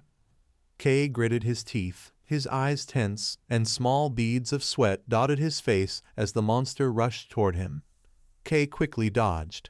Otherwise, he might have been crushed at that moment, but his ear was injured. The situation made Kay frustrated, and he muttered under his breath, damn it. He thought to himself, I can take down a level 2 monster, but can these kids? The kids stood trembling in a corner, their eyes filled with fear and tears. Suddenly, the child in the blue clothes couldn't hold it in and burst into tears. Kay felt uneasy, not good. The monster was also drawn to the sound. It quickly charged towards the crying child, and Kay realized the target had shifted. The kids were also terrified. The blonde-haired child, provoked, sent out a lot of vines to protect, which wrapped tightly around the monster. Kay praised the girl beside him. "Well done, that's right, keep it up." Lion joyfully observed, "Vine ability, not bad for this beginner level." He was sure the child hadn't revealed all of her power, but she definitely possessed strong abilities. Potential powers only manifest when pushed to their limits. The monster's gaze grew more ferocious, it squirmed, and suddenly broke free from the vines around it. Kay was stunned, terrified, and could only think, "It's over, Jay." Kay looked up at the light, thinking. Haka's strength was at level 2, unable to defeat a monster that had lost control and was nearly at level 3. He was resolute, with no other choice but to act. As soon as he finished his thoughts, Kay placed his hand on the sharp spines, gripping them tightly until blood seeped out. The thorny tendrils immediately pressed against his body, then exploded outward, revealing a high-level monster. The moment he broke free, Kay faced the giant monster, its fangs bared, and his hand raised high, preparing to strike. A swirling green light appeared, and a spell formed beneath his palm. The monster, struck by the spell, shook its head repeatedly. Kay thought, if it were the divine realm, he could eliminate the influence of Now's power, hiding among the vines, and if he attacked the weak spot. "Let's see if I do it this way." He charged straight at the target, landing a powerful kick that stopped the incoming attack, grabbing hold quickly. There it was. The monster was immediately taken down. Its feet lost direction and it retreated further. The massive monster stumbled and fell heavily. Kay was slightly puzzled. Sand, where did that come from? He hid behind the vines, observing, but thought, never mind, the result isn't bad. Kay crouched down nervously, hoping he hadn't been discovered. As the monster fell into the abyss, it tried to drag him with it. Its long tail wrapped around Kay, causing him to exclaim, "What?" In an instant, he fell deeper at a shocking speed. Suddenly, a sharp tail shot towards him, arriving at the perfect moment. The iron tail quickly pulled Kay's hand back, and he stood there dazed, still recovering. The iron tail held his hand, while the other end severed the monster's tail. The monster immediately fell into the deep abyss, with Kay watching in amazement. He widened his eyes and looked up. Kay silently confirmed, "This is Hot's robot." The robot was fixed high up, with a glowing camera in the center. He was quickly brought back to the ground with the robot's help. Kay felt a bit confused. No, this wasn't right. This was a security robot for the hunting dog project. On the other side, Lion was observing Kay through a large screen. A guard came to report. "The safety system has been activated. Should we proceed with the hunting dog project?" Lion smiled smugly, thinking to himself, bringing Hot back was the right decision. With this, his plan would be perfect. Meanwhile, Kay was trying to yell to draw attention. Lion was surprised. "Don't tell me. This kid thinks this is a game," he smiled. "But if it's the master, saving an ordinary child is nothing unusual." Kay screamed in his mind, "There's no way to escape. Is the only way to survive to once again submit to the organization? If so, it would be just like my previous life." Kay wondered to himself, when would he stop being a hunting dog for them? He moved cautiously towards the cliff, surprised when he saw the monster struggling to hold on. His anger surged, thinking to himself, "If this is the only way to live, I'd rather die." The robot noticed what he was doing. Kay decisively threw himself off the cliff, yelling loudly as he fell. His face wore a cunning expression as he soared from the edge. The monster, seizing the opportunity, jumped into the air and immediately grabbed the robot, crushing it. Kay and the monster fell together, descending freely. Kay accepted his fate. The guard, noticing this, quickly shouted, "The level 2 monster hasn't reached the processing chamber yet, and the security robot is malfunctioning. One specimen has fallen." The guard asked, "Colonel, should we save the fallen specimen?" Lion waved his hand dismissively and said, "No need. The fall position of that kid is too high to be worth saving." He calculated in his mind, Hot's robot can't defeat a level 5 monster. It's best not to disturb the monster in the processing chamber, not even me. Lion silently concluded, it's tough to bring down that monster. He turned around and concluded, put the hunting dog project on hold for now. Continue with the disaster egg project. A massive surge of energy shot down from above. The dazzling blue light erupted, and a powerful force began to pour out. K appeared at the center of the energy storm, his hair flying in the vortex, his eyes cold. He looked around, puzzled, wondering, what kind of place is this? Standing in the vast space, K remarked, it's no different from a junkyard. He glanced and noticed something. K smiled in excitement. That must be the exit. If I can escape through there. Before he could finish, he suddenly felt something approaching. K shrugged indifferently. But this is no easy place to reach. He observed the monsters in front of him. K assessed, they all look pretty battered. He decisively raised his hand, then I'll set them free. The monsters charged forward with terrifying roars. K swung his hand sharply, and the green glowing blade immediately sliced through the head of one monster. Black blood splattered under K's cold attack. Before the others could react, he turned, releasing an energy blast that forced them backward, and delivered a sweeping slash. Several monster bodies were thrown off the ground. K leaped into the monster horde, each strike severing limbs. Their body parts flew in all directions. None of them remained intact under his brutal strikes. When the battle ended, K sat amidst the pile of monster corpses, his eyes glowing with killing intent. He exhaled. That was easy. He immediately enjoyed the familiar sensation from his past life returning. His sharp tail slowly collected energy stone fragments. The shards of energy gathered together, glowing bright red. K sat quietly for a moment, gathering a decent amount. He waited, knowing the absorption would take some time. K rested his chin on his hand, thinking, no problem, those monsters were likely level 1 or level 2. His eyes moved to the gate. Now, let's get out of here. Suddenly, K spun around, sensing something. He saw from a distance, there was one more left. In the darkness, Barton appeared with a sword radiating a red killing aura. He gripped the hilt of the sword tightly, as if ready to fight. K sneered, so, you're the king here, you don't look impressive. With one slash, Barton tore through space, and a wave of killing intent exploded violently. Barton used a splitting technique, quickly creating 3 illusions. K was surprised.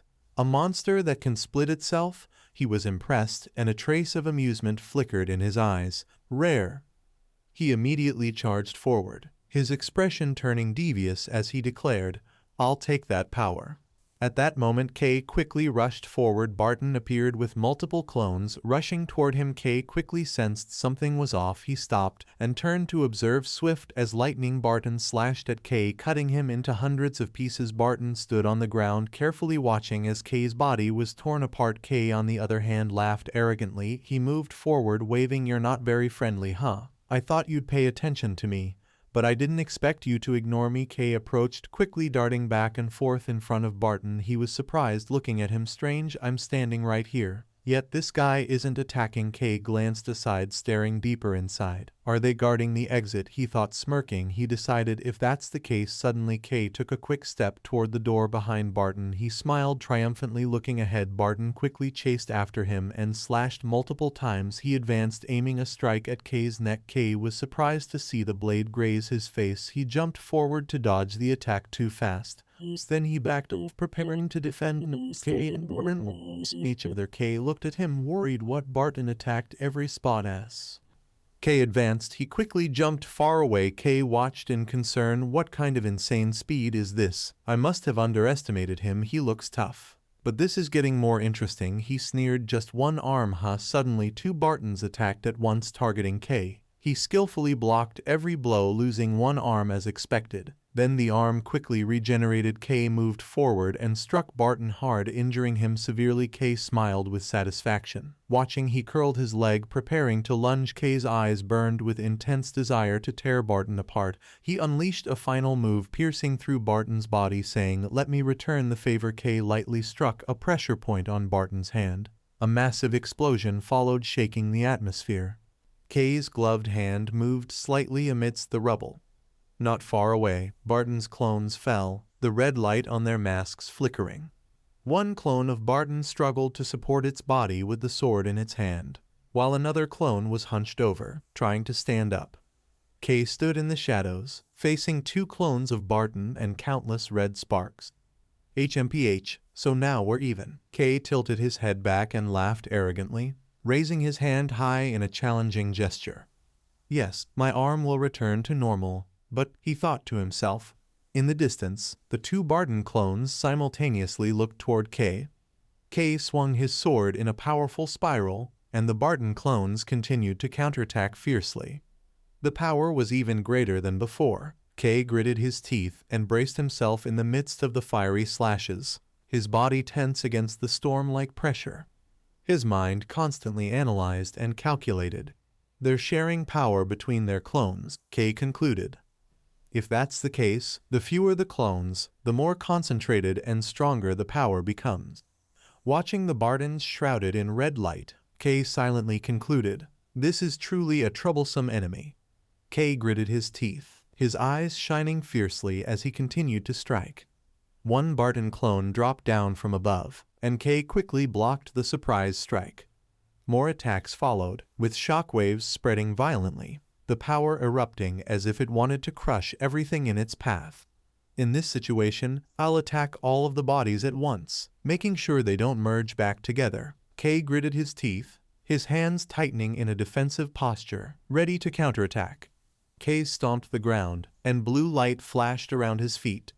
A swirling gust of energy erupted around Kay, his body sinking into the whirlwind of blue light. The darkness I've gained, he thought. There's still more I can tap into. Kay's eyes shone with determination as he imagined the Barton clones screaming, torn apart in the violent onslaught. I'm used to fighting in this form. But Kay closed his eyes and pondered. I see now, I've finally figured it out. Kay smiled, the thought flashing like lightning in his head, making his smile even more unsettling. The two Barton clones rushed at him simultaneously, one leaping from above, the other swinging a sharp horizontal strike. Kay stood firm as if rooted to the ground, ready to face both attacks.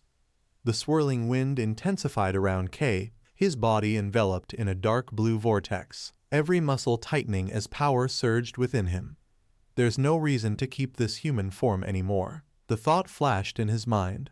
The vortex expanded into a deep black abyss, ready to consume everything. I will end him in the blink of an eye. The dark spirals swirled from the void, their massive tendrils surrounding Kay.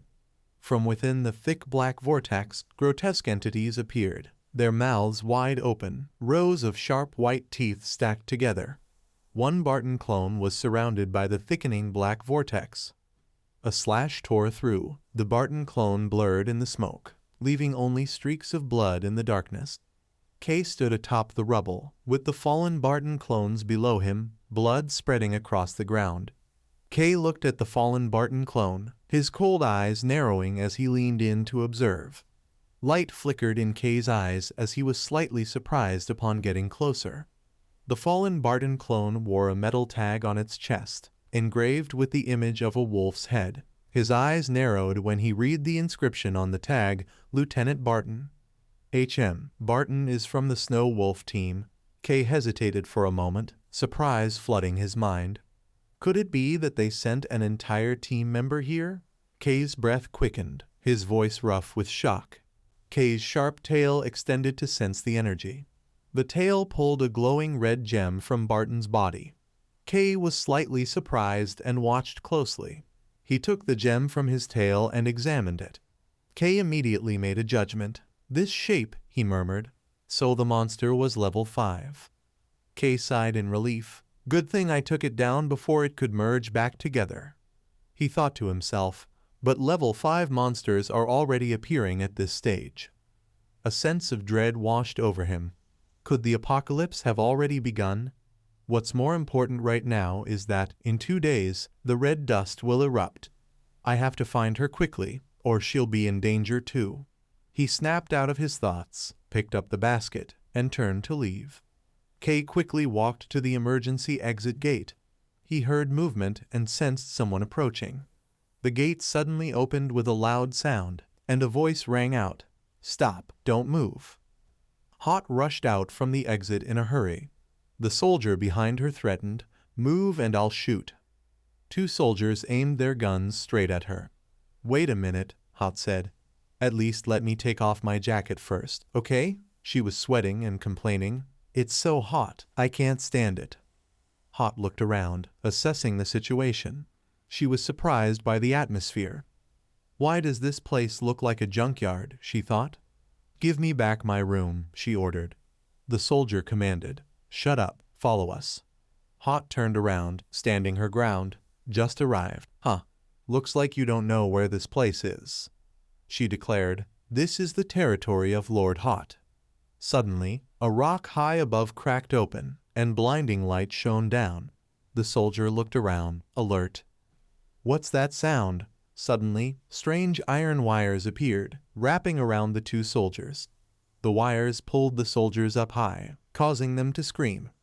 Once the prey was caught, the rock sealed itself back up.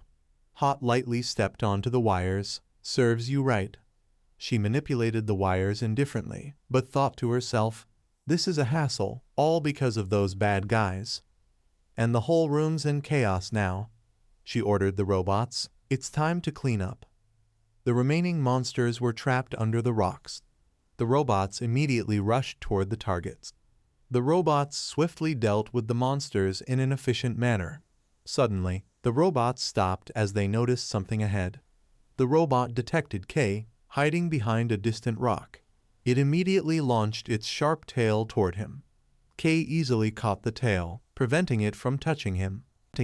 Kay jerked his head back, looking behind. Hot was charging toward him. She attacked with a powerful kick, but he managed to dodge it. Hot watched Kay and flashed an excited smile. She quickly jumped up and continued to charge, attacking again. She kicked hard at him, but Kay quickly blocked the blow with his hand. Hot asked, You're the one who destroyed my castle." Kay smiled lightly. "Hot didn't expect you to be this strong." She frowned. "This is nothing." Kay was surprised as several sharp tails suddenly appeared from above, aiming directly at him. The tails thrust down where Kay was standing. The small robots simultaneously attacked him with their tails. Hot calmly watched the chaos unfold. She smiled in satisfaction. The robots stopped attacking. Suddenly, something pierced through them, causing the robots to shatter. Hot was shocked. From the smoke, black tails shot out, piercing through each robot. She was stunned. The tail started to retract, startling Hot. She was confused. This person is an adapter. Kay smirked.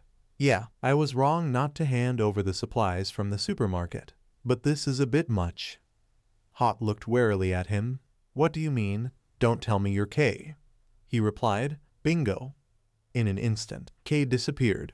He appeared from behind her, and Hot was startled. So fast. Kay immediately closed the distance, and Hot was terrified. He grinned smugly. "Got you now, Hot." She awkwardly laughed. "Please, let me go." Kay retracted his hand. Hot quickly dodged and backed away. She thought to herself, "Who is this guy? He's truly dangerous." He calmly asked, "Is this your base?" Hot replied, "Yes." Kay smiled slightly. "I want to know what happened here. Is there any way?" he thought to himself. "It's strange for a hacker's base to be so clean." Hot seemed irritated. Is he leaving soon? She and the robots started cleaning up the scattered items among the rubble. Hot grumbled, "Who dared to make this place look like this? I couldn't even get into the lab." Kay relaxed and waited. He looked at his tail and thought, "Since my level increased, this tail no longer absorbs skills like before. It used to absorb for only about 30 seconds to a minute, but now there's no limit. It seems to absorb energy and extend the duration of my skills. Not bad." He decided, "I'll keep my abilities secret for a while." She's still fumbling around below. Hot wiped her sweat. Done. A crack slowly opened up. Hot and Kay moved closer as the crack widened like a door. Inside was a massive computer system, Hot's base. She spoke as she entered. For the past year, Hot shouted. Today, I'll show you who destroyed this place. Then, she slammed her hand on the enter key. The computer displayed information. Searching. The screen suddenly went dark. Lion appeared before the emergency exit. From within, footsteps were heard as a person stepped out. It was Anya, calm and composed. She spoke softly. Lion, seems like you've fallen into quite a tricky trap. Lion smiled. Anya-san, I don't have time to chat with you. Anya was surprised. Oh, with such a friendly face, but you're quite hot-tempered, huh? With that, she revealed a sharp weapon in her hand. Lion, startled, drew his gun. What? Before he could assess the situation, Anya moved swiftly, brushing past him and destroying his gun. Immediately, Lion's weapon was sliced in half. He was terrified. This woman, Anya attacked Lion's arm, and he couldn't block the strike. Strong, Lion thought, both angry and in pain. Damn it. Afterward, Anya withdrew her weapon and quickly jumped back, creating some distance between them. Lion, out of breath, glared at Anya. She smiled. Now, you're scared over such a small wound. If it's not treated specially, the blood will keep flowing until you die. Anya taunted. Really troublesome, isn't it, for a soldier? Lion questioned her. Attacking a soldier inside a military base. What are you thinking? What's your real plan? Anya looked at him. Come now, don't be so tense. I'm just here to sell you a product from the organization. She held out a blue chemical, a special pharmaceutical. Lion was surprised. A special pharmaceutical. He seemed ready to step forward. Anya immediately lunged at him. She opened her deep eyes and looked into his. Lion was mesmerized by her gaze. Anya looked deeply into his mind. Memories of being chased and escaping from monsters surfaced. Times when he fought back with strength. Sometimes Lion would fall and be defeated, but he never gave up and swore vengeance. His comrades plotting against him. The commander raised a gun and fired. Lion broke into a cold sweat. What just happened? He looked up at Anya. What do you want from me? She calmly replied. You are the one destined to receive my gift. The chariot. Anya laughed as Lion held the divine medicine. He opened it and smiled with satisfaction. So, this is how it is. Let me know if you need any further adjustments. At that moment, Kay was furious. This person is enlarge her face, he ordered. Hot quickly operated the system. She explained, this woman, she's from the higher ranks of the organization. In the hierarchy, Anya holds the top position. The pattern in her eyes is the 10 rings of destiny. Kay gritted his teeth, so it's her. Hot casually waved her hand to cool off. Kay moved closer to the screen, making her dodge. But who is this woman? I've never seen her before. But I never expected Lion to be the one to betray the army. I was sure that guy would. Hot glanced at Kay, signaling the robot spider to carry out the task. The spider quickly ran off. Kay ordered, continue, and Hot fearfully nodded, yes. Meanwhile, Anya shouted, you've realized the injustice of fate, haven't you? I'll prepare a stage for you to seek vengeance. How about here? Lion smiled wickedly. I'm really looking forward to this. Everyone gathered together. Barton curiously asked, Lion, are you planning to use this for an experiment again? If the master finds out you're doing something reckless like this, you'll surely be scolded, you know. Lion smirked. That might be true. But if it succeeds, it'll never be discovered. He threw a weapon cage into the air. Everyone was shocked. What the hell? The weapon quickly released red dust that covered everyone. Everyone reached out to shield themselves. Barton suddenly realized something.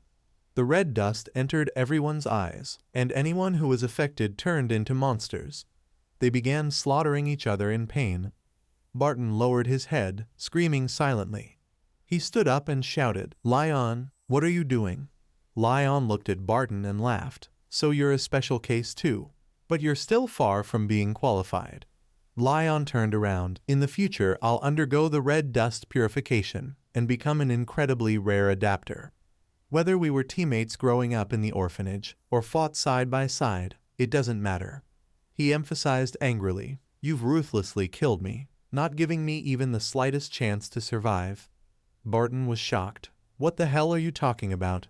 Lion glanced at him. Next, it's your turn to undergo the mutation. Immediately, the monsters charged to attack Lion. They were instantly obliterated, blood splattering everywhere.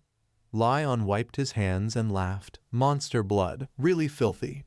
Barton screamed, Lion-san, what the hell is going on? The staff members were covered by a mass of green slime. Stop! Lion looked at them as they devoured everyone. Barton realized what was happening. He fearfully saw them advancing toward the door. Damn it! Barton pleaded, Lion, don't let them out. You don't know what they'll do. There are many innocent people outside. Lion seemed unconcerned and gestured for the slime to leave. They quickly departed. He laughed joyfully. The real fun is just beginning. Barton thought to himself, we can't let those who've been turned into monsters escape. If this continues, there will be no saving it. There are still many innocent people outside who need protection. Master, Hot, everyone, I will protect this place and not let anyone escape. A current of electricity appeared. It was the power from Barton's sword. He aimed the tip of the sword directly at the door, where the monsters were leaving. Mei-zo opened the door and entered. He carefully observed his surroundings. Mei-zo saw Barton sitting on top of the pile of monsters. Barton, he said in fear, what happened? Suddenly, Mei-zo looked to the right. He stuttered, no, don't tell me you're the one who did this. From the pile, someone spoke. Mei-zo ran off. Wait a minute, I'll go get help. He had barely run a distance when he was attacked by Barton's weapon. He was surprised and confused. Barton then threw Mei-zo back. He looked at Mei-zo for the last time. Mei-zo begged, don't go, Lion, you can't leave. What is going on? Then, Mei-zo collapsed while Barton left. He lay there with blood spilling out. Their cameras lost signal. She was worried. The camera is broken. I can only see this far. No more information can be gathered. Kay assessed the situation. Looks like Hot doesn't know anything about that woman. She seems to still know very little about the organization. The biggest threat right now is the monster that creates the red dust. It killed me in my past life. If the organization is holding it captive, then the organization might also be the one causing the great catastrophe. In that case, the Snow Wolf team would have even more reason to destroy the organization. Then, Hot's stomach growled, signaling hunger, making her turn her face away. Kay thought to himself, come to think of it, I haven't eaten since I got here. With this child's body, I can't eat much at once, how troublesome. He spoke up, hey, is Hot Sama's work done? She looked fearfully. There's no other choice. The camera is broken. Before she could finish, Kay held a weapon to Hot's neck. She reassured. Wait a minute. Kay smiled triumphantly. Then you're no longer of any use to me. Hot smiled fearfully. Suddenly, weapons flew toward him from behind. Kay immediately dodged them. Minoru shouted, stop. Hot took the opportunity to jump and avoid the overwhelming situation. From behind, Minoru kicked toward Kay. Kay quickly used his weapon to block the blow. Kay was confused. You are? Minoru was curious. Why are you here? Hot was surprised. Grandfather, do you know this person? Kay couldn't believe his ears. Huh, grandfather. The three of them immediately looked at each other without saying a word. Without